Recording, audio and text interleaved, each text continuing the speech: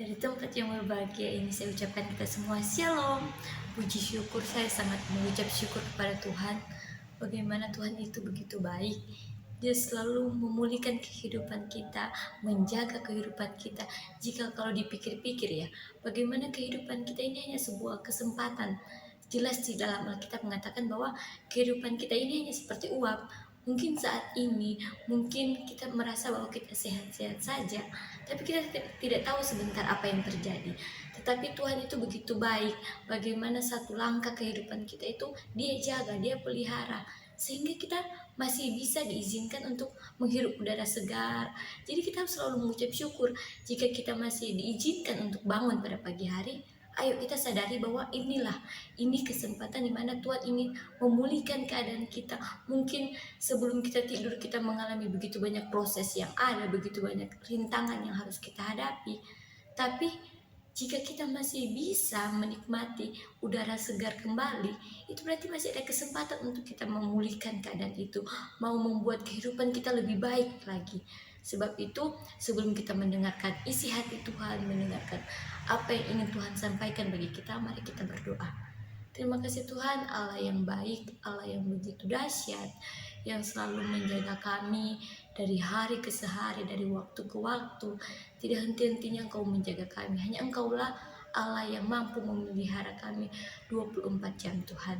Terima kasih Yesus, kami ingin mendengar suara hati-Mu, suara yang ingin Engkau berikan kepada hamba-hamba-Mu Tuhan. Terima kasih Yesus, haleluya, amin. Puji Tuhan, bagaimana kita tahu kisah yang kita bahas selama ini itu kisah tentang Nuh, bagaimana dia dilimpahkan dengan begitu anugerah yang Tuhan berikan kepada dia, bagaimana keluarganya, bahkan hewan-hewan turut diselamatkan dalam bahtera itu. Kita tahu bahwa Tuhan melimpahkan begitu besar air, ya, yang dikatakan sebagai air bah. Bagaimana kita tahu air bah ini begitu ya memenuhi bumi. Kalau dalam Alkitab ya dikatakan bahwa inilah kejadian yang dimana tidak Tuhan lakukan lagi.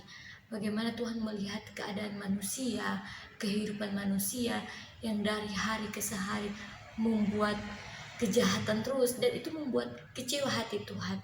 Namun kekecewaan Tuhan itu tidak sampai membinasakan seluruh manusia yang ada, tetapi Tuhan masih mengizinkan satu pribadi, yaitu Nuh, untuk bisa memulai mengawali segala sesuatu dengan baik lagi. Kalau kita lihat keadaan ini, di mana pada pasal yang ke-8 ini Tuhan ingin mengembalikan keadaan manusia itu seperti pada Kejadian pasal 1.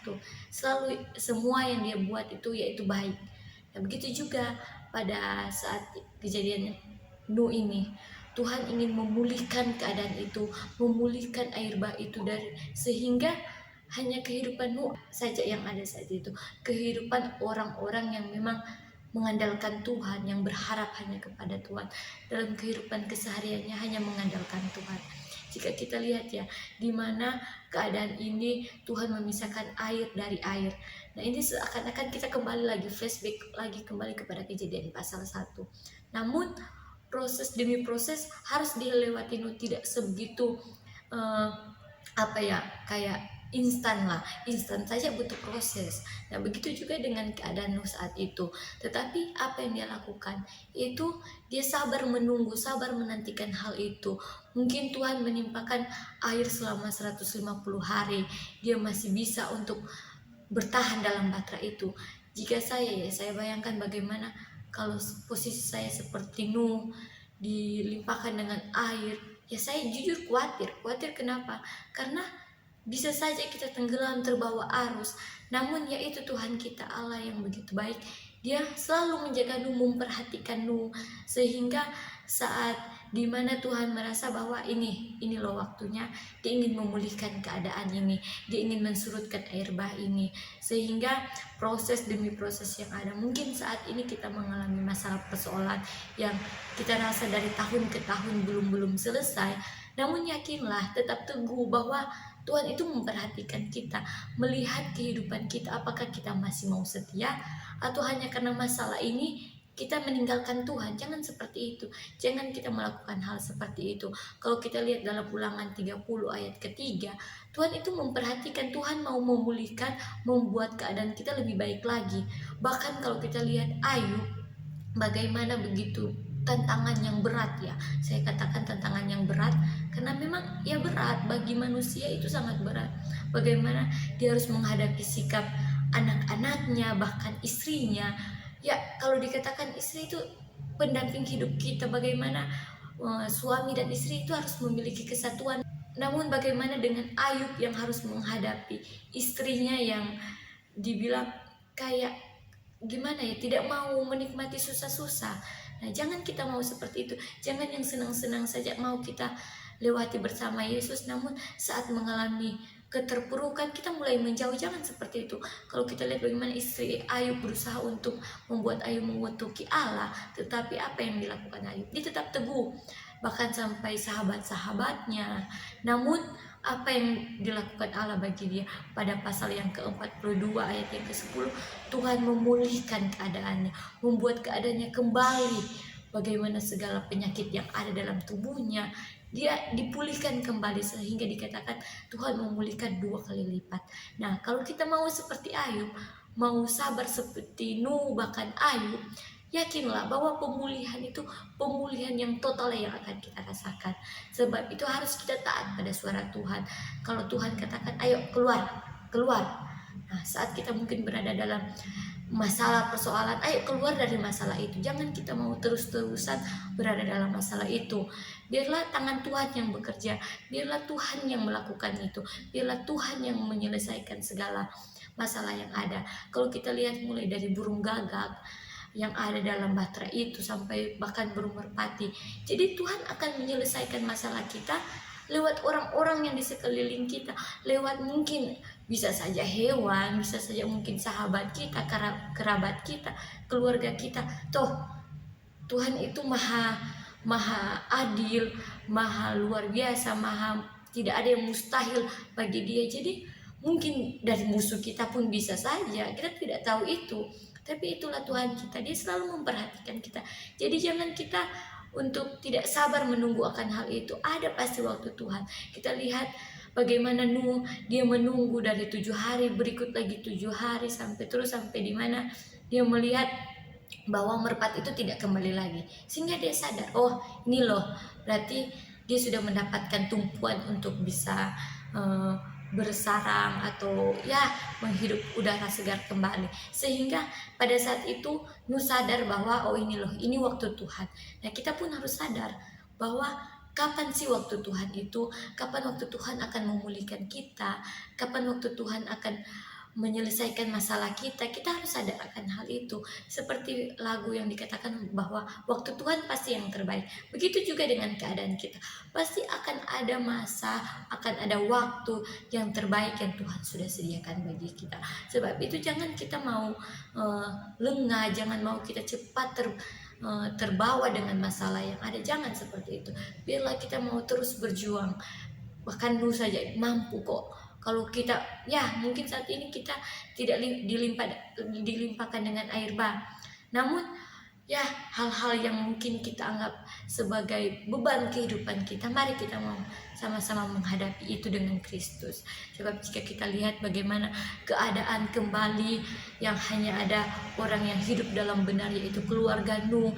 Nah, sehingga di sini membuka seakan-akan keluarga Nuh ini memberi kesempatan bagi kita. Kalau mungkin tidak ada keluarga Nuh, kita tidak tahu saat ini kita seperti apa. Mungkin kita juga sudah ikut mengalami air bah itu dibinasakan dan memang betul-betul tidak ada makhluk hidup lagi di bumi ini. Tetapi itulah Tuhan, Dia masih mau memberi kita kesempatan dengan mempergunakan Nuh untuk menjadi kesempatan kita. Ini merupakan menurut saya anugerah yang sangat luar biasa. Ya, seperti saat ini kami, saya dalam perkuliahan saya, kita dalam bulan-bulan itu memiliki tema, dan saat ini kita memiliki tema yaitu Amazing Grace. Nah, sehingga di sini saya sadar ternyata apa yang terjadi dalam kehidupan saya ini merupakan amazing grace-nya Tuhan, anugerah yang memang luar biasa lewat Nuh, lewat pribadi Nuh, sehingga saya masih bisa ada pada saat hari ini. Jika kita lihat bagaimana Nuh memperoleh kehidupan yang baru, memperoleh keadaan yang wah, kalau mau dibilang sangat-sangatlah luar biasa. Bagaimana sudah tidak ada lagi kejahatan, sehingga yang dia lakukan yaitu mengucap syukur, membuat mesbah bagi Allah, membuat mesbah bagi Tuhan. Nah, begitu juga kita, jangan saat kita telah mengalami pemulihan dari Tuhan, telah diselesaikan masalah persoalan kita, jangan karena itu kita kayak seakan-akan mengabaikan Tuhan, melupakan Tuhan. Jangan seperti itu. Kita harus ingat bahwa Tuhan telah memulihkan kita, telah menyelesaikan masalah kita. Mari kita mengucap syukur. Dan jangan kita mengucap syukur setengah-setengah. Biarlah pemulihan yang total, kita juga memberikan ucapan syukur yang total. Jika kita lihat bagaimana orang yang sembuh dari sakit penyakit, pasti yang dia tunjukkan adalah bahwa dia udah sehat, menunjukkan ciri khas orang yang sudah mengalami penyembuhan. Nah, begitu juga kita. Kalau kita merasa bahwa kehidupan kita telah dipulihkan, bahwa masalah kita telah diselesaikan, ayo tunjukkan itu. Tunjukkan bahwa kita telah mengalami pemulihan. Ini loh saya sudah mengalami pemulihan. Nah, dengan kita mau bersekutu kepada Tuhan, mau berkumpul, mau membuat persekutuan yang intens yang antara kita dengan Allah, dengan persekutuan itu akan menjadi berkat bagi orang lain. Seperti jelas dalam Alkitab mengatakan bahwa tidak perlu dengan kata-kata, tidak perlu dengan ya kita harus bilang ayo ikut Tuhan, tidak perlu seperti itu. Tetapi dengan perilaku kita, dengan tindakan kita, orang bisa dimenangkan. Kita harus yakin dan percaya itu bahwa memang kuasa Tuhan itu bekerja bagi dalam kehidupan kita.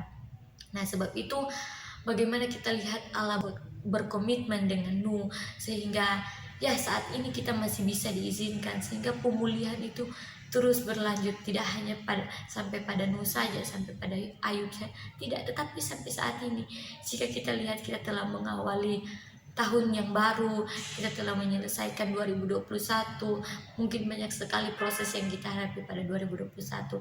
Namun jika Tuhan masih mengizinkan kita menginjak di 2022, ini kesempatan untuk kita dipulihkan kembali, memulihkan segala hal-hal yang sudah kita rasa wah kita sudah jauh dari Tuhan. Ayo kita kembali berbalik kepada Tuhan, mengalami perubahan yang baru, transformasi yang baru, sehingga dalam kehidupan kita ini terus mengalami pembaruan sampai dimana kita terus menantikan kedatangan anak manusia itu. Sebab kita tidak tahu kapan Tuhan akan datang. Namun dengan kita berjaga-jaga, tekun dalam menghadapi setiap proses perjalanan apapun itu, mau suka maupun duka, ayo kita hadapi bersama-sama. Sebab hanya bersama Tuhan kita akan memperoleh kehidupan. Jangan kita stuck di satu tempat itu. Mungkin saat ini kita mengalami kejatuhan dan kita merasa bahwa seakan-akan kita tidak bisa lagi mengalami pengampunan. Jangan seperti itu. Jangan kita berpikir pendek seperti itu. Tetapi Allah kita itu luar biasa. Dia mampu memulihkan keadaan kita seperti apapun keadaan kita itu. Sebab itu jangan kita berada di dalam kejahatan itu. Biarlah kita mau keluar dari kejahatan itu, mau menikmati kehidupan yang baru, mau memulih kehidupan yang baru dengan proses-proses yang ada. Sebab itu dengan firman Tuhan ini biarlah kehidupan kita ini mau dipulihkan, mau mengalami pemulihan, sehingga dengan kehidupan kita ini seperti yang dikatakan Yesaya dalam 43 bahwa kita diciptakan ini untuk memuliakan Allah loh. Kalau kita hanya berdiam diri saja, hanya seakan-akan kayak ya jalan selama saya masih hidup, ya sudah saya hidup melayani Tuhan. Ya memang, namun biarlah kehidupan kita ini total memang sepenuhnya mau memuliakan Allah dengan menjadi saksi bagi umat manusia, dengan mengagungkan namanya, sehingga nama Yesus dipermuliakan di agung tinggi. Terima kasih, mungkin itu yang bisa saya sharingkan. Sebelum itu mari kita satu dalam doa. Terima kasih Tuhan Allah yang baik, Engkau telah memimpin kami dari awal sampai pada akhirnya dengan tidak kurang satu apapun. Kami yakin dan percaya itu hanya kekuatan daripada-Mu Tuhan. Terima kasih Yesus, ini doa kami. Haleluya, amin. Tuhan Yesus memberkati. Shalom.